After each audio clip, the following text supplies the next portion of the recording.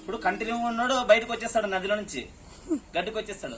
లేదు మళ్ళీ అట్లా పోయినాక అట్లా పోతాడు, ఇంకా వాడు పోతూనే ఉంటాడు. ఇంకా అట్లా మళ్ళీ వాళ్ళు నాన్ వెజ్ తినడం స్టార్ట్ అయింది. ఆమెకి రివర్స్ కొట్టేసింది అన్నమాట. మళ్ళీ అడ్మిట్ మన హాస్పిటల్ పోయి గ్లూకోజ్ బాటిల్ ఎక్కించుకొని పరిస్థితి మరి ఇట్లా ఉంది.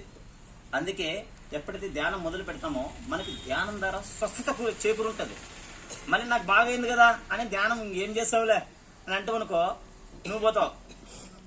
ధ్యానం ఎప్పుడొచ్చాగా ఉంటుంది, నువ్వు పోతూనే ఉంటావు, కొడుకుపోతావు, నువ్వు పోయి పెట్టొస్తారు. ఇంకా ఇట్లా ఉంటుంది పరిస్థితి.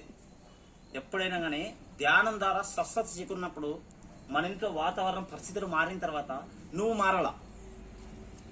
ధ్యానం ద్వారా బాగైంది కదా అని మళ్ళీ నువ్వు ఇట్లా చేసావనుకో మళ్ళీ రివర్స్ కొడతాయి అన్ని షాట్లు.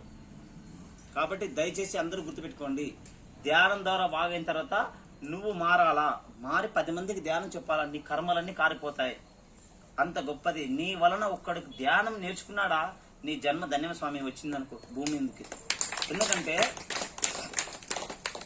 వాడు వచ్చి ధ్యానిగా మారి ఎన్ని లక్షల జీవరాశులు మిగిలిపోతాయి తెలుసా. ఉదాహరణకు నేనే ఎన్ని మూగజీవులు మిగిలిపోయింటాయో అన్ని మొక్కిటాయి నాకు ఇట్లా స్వామి.